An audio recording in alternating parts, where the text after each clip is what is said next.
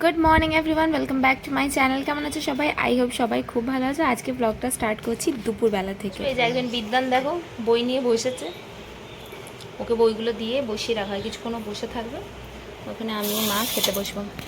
চলো তোমাদের সাথে চট করে আজকে লাঞ্চ মেনুটা শেয়ার করে দিই। তো আজকে লাঞ্চে এখানে আছে সয়াবিন আলু কষা, এদিকে আছে বেগুন ভাজা, এখানে আছে মসুর ডাল পেঁয়াজ দিয়ে, এখানে একটুখানি আলু মাখা আছে, আর এদিকে আছে ডিম আলু কষা, মানে ডিম আলু পটল দিয়ে কষা একটা তরকারি।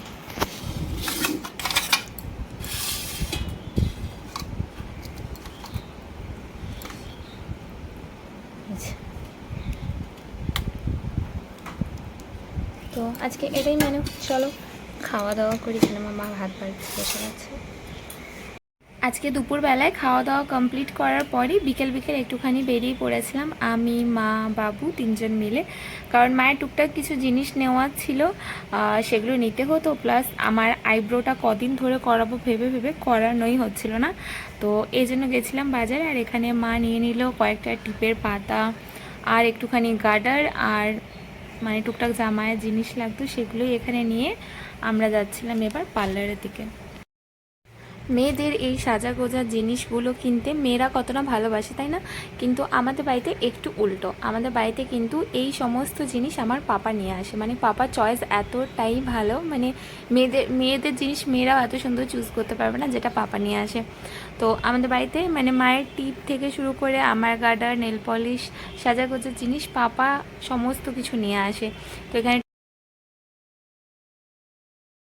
হাসি পাচ্ছে, হাসি হাসি একটু স্মাইল করে দাও, স্মাইল করে দাও তো।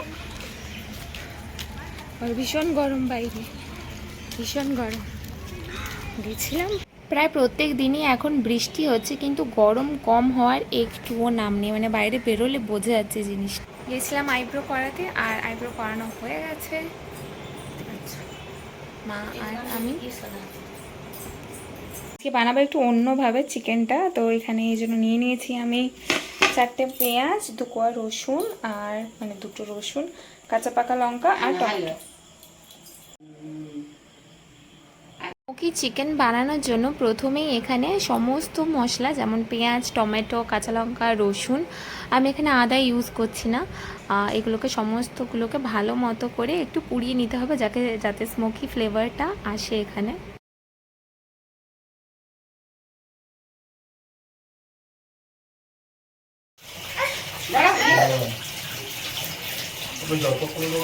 পোড়ানো হয়ে গেছে, আর এখানে চিকেনটা একদম পরিষ্কার করে ধুয়ে গেছে। এখানে 1 কেজি মতো চিকেন আছে।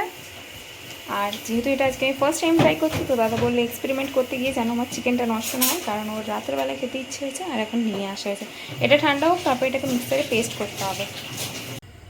চিকেনটা কি ভালো মতো ধুয়ে পরিষ্কার করা হয়েছে না, এই কাজটা করেছে আজকে দাদা। কারণ যেদিন ওর কিছু খেতে ইচ্ছে হয়, মানে সেটা রান্না করে দিতে হয় যখন আমাকে, তখন ও হেল্প করতে ঠিক চলে আসে।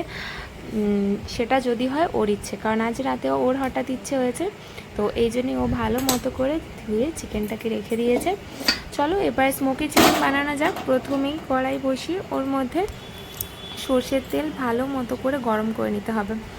আমি একবার দুবার ভুল করতাম, প্রথমে যখন রান্না করতাম তেল খুব গরম না হয়ে এলেই ওর মধ্যে মাছ বা মাংস দিতাম, তো ওতে না মানে লেগে যাওয়ার বা ওটা কাঁচা থাকার চান্সেস বেশি থাকে, এই জন্য তেলটাকে ভালো মতো করে গরম করে নিতে হবে। আর এদিকে আমার পুড়িয়ে রাখা এই যে মশলাগুলো, সেগুলো আমি মিক্সারে একবার গ্রাইন্ড করে নেবো, ভালো মতো একটা মিহি পেস্ট বানাবো। তো এখানে আমার তেল বেশ ভালো মতো গরম হয়ে এসছে। চলো চিকেনগুলোকে এবার ভেজে নিই। চিকেন কষানোর সময় চিকেন ভাজার খুব একটা প্রয়োজন হয় না, কিন্তু এই স্মোকি চিকেনে যদি চিকেনটাকে ভেজে নেওয়া হয় তাহলে ফ্লেভারটা খুব ভালো আসবে, আর চিকেনটা ভীষণ সফটও থাকবে। তো আমি প্রথমেই চিকেনটাকে ভেজে নেব। প্রথমে একটু হালকা ভাজা হয়ে এলে তার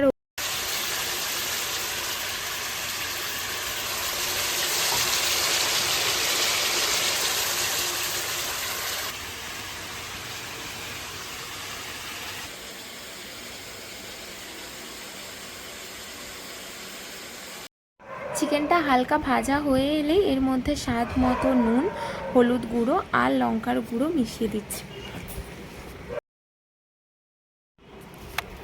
চিকেন রান্না করার সময় না, মানে যে কোনো রান্নার ভিডিও শ্যুট করার সময় আমি এক হাতে রান্না করি আর অন্যদিকে ভিডিওটা শ্যুট করি। তো আজকে দাদাকে বলেছিলাম যে আমাকে একটু হেল্প করে দিতে। তো এই যে আজকে সুন্দর ভিডিওটা বানিয়ে দিয়েছে আমাকে দাদা। আমি রান্না করার সময় ও আমার ফোনটা ধরে ভিডিওটা করে দিচ্ছিল, যাতে আমার একটু সুবিধা হয়, কারণ ওকে তো চিকেন টেস্ট করতে হবে না, তাহলে যত তাড়াতাড়ি রান্না হয় ওরই আর কি সুবিধা হয়। এই জন্যই এই হেল্পটা আজকে ও করে দিয়েছে আমাকে।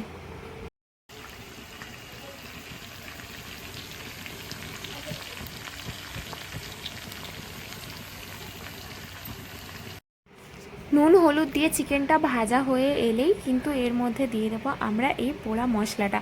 আচ্ছা, প্রথমেই বলে রাখি, এই চিকেন রান্নাটার কালার কিন্তু লাল বা একদম যে টকটকে কালারটা হয় চিকেনে, সেটা কিন্তু হবে না। এটা একটু কালচে টাইপের হবে, কারণ মশলাগুলো পুড়িয়ে এর মধ্যে ইউজ করা হচ্ছে তো, তাই জন্য আগে বলে দিলাম এটা কিন্তু রেড কালারের চিকেন কষা হবে না, তো এটা একটু কালচে টাইপের হবে। এই রেসিপিটা বানাতে প্রথমে আমি একটু ভয় পাচ্ছিলাম যে জানি না কেমন হবে, কারণ পোড়া মশলায় কখনো বানানো হয়নি। চিকেন পুড়িয়ে খাওয়া হয়েছে, বাট মশলা পুড়িয়ে চিকেনের মধ্যে কখনো ট্রাই করা হয়নি। কিন্তু বিশ্বাস করো যে এটা বানানোর পর মানে সবার এতটাই পছন্দ হয়েছে যে নেক্সট টাইম থেকে চিকেন আনলেও কিন্তু এই রেসিপিটা আবার ট্রাই করা হবে, কারণ এটা এতটাই খেতে ভালো হয়েছিল যতটা দেখতে ভালো হয়েছিল।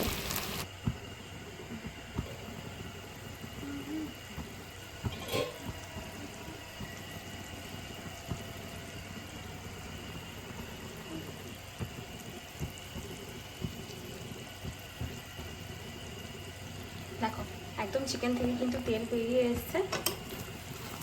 এতে কিন্তু জল আমরা একটু ইউজ করি না।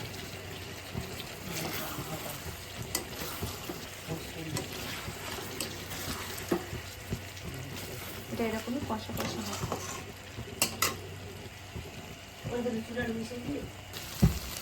চিকেন থেকে দেখো একদম তেল বেরিয়ে এসছে আর এরকম একটু কালচে কালার চলে এসছে, মানে আমার স্মোকি চিকেন একদম রেডি।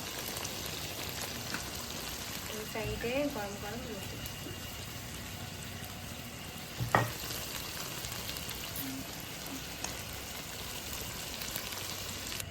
আর এখানে স্মোকি চিকেন একদম রেডি হয়ে গেছে।